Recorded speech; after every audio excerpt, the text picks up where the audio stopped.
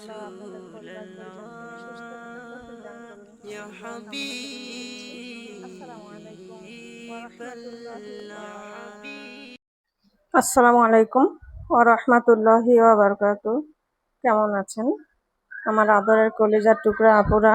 আল্লাহ সবাইকে ভালো সুস্থ রাখার তৌফিক দান করুন, এই দোয়া সবসময় করছি।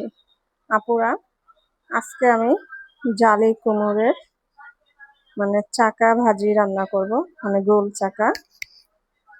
তো আমি এক পিস দেখাচ্ছি। এই দেখুন, এরকম এটা গোল চাকা। আমি কেটে নিয়েছি, এটাকে আমি তেলে ভাজি করব। তো আমি এখন হাতে মাখিয়ে নিচ্ছি উপকরণগুলো। আপনারা ভিডিও দেখতে থাকুন ও আমার ভিডিও সঙ্গেই থাকুন।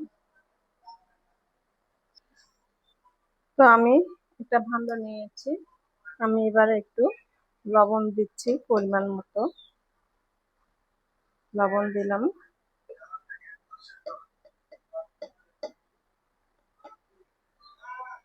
দিয়ে দিব আদা রসুন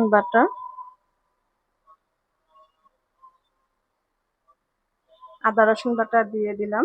দিয়ে দেব শুকনা মরিচ গুঁড়ো, দিয়ে দেব হলুদ গুঁড়ো,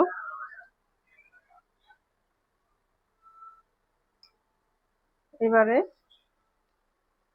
একটু হাতে আমি মাখিয়ে নিলে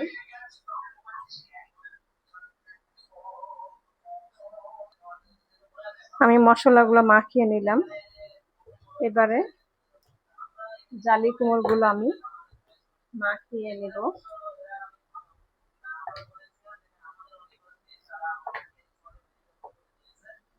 এইভাবে আমি মাখিয়ে 10 মিনিটের জন্য আমি ঢেকে রেখে দিব।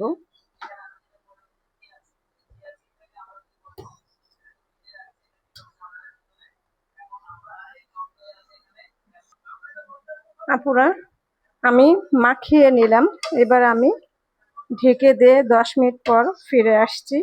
ততক্ষণ আমার ভিডিওর সঙ্গেই থাকুন। আপুরা, ফিরে আসলাম 10 মিনিট পর। এই দেখুন, এই যে জালি কুমড়গুলো দিয়ে একটু পানি বের হয়েছে। আর আমি তেল অলরেডি গরমে দিয়েছি একটা ফ্রাই প্যানে। তো এবার আমি এক এক করে জালি কুমড়গুলো সব দিয়ে দিব। বিসমিল্লাহির রহমানির রহিম দিয়ে দিলাম। তো এটাকে জালি কুমড়ের চাকা ভাজি বলে।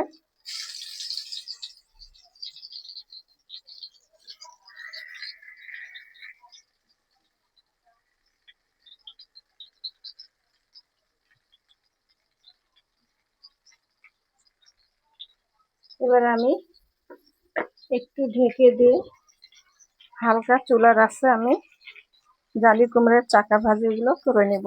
আমি ঢেকে দিচ্ছি।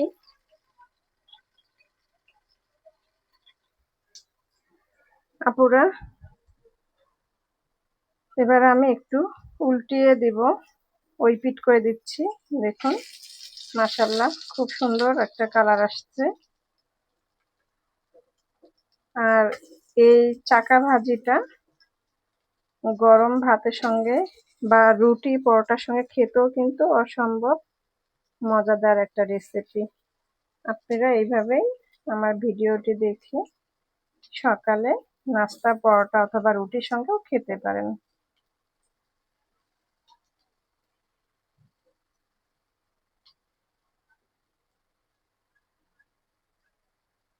এই দেখুন, আমি ক্যামেরার সামনে একটা নিয়ে আসছি, কত সুন্দর দেখতে।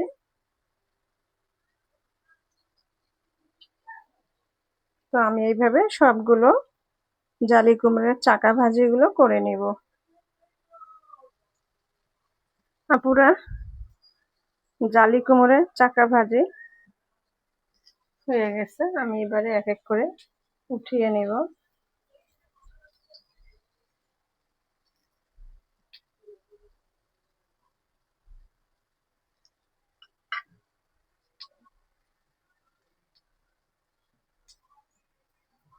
আমি উঠিয়ে নিচ্ছি সবগুলো।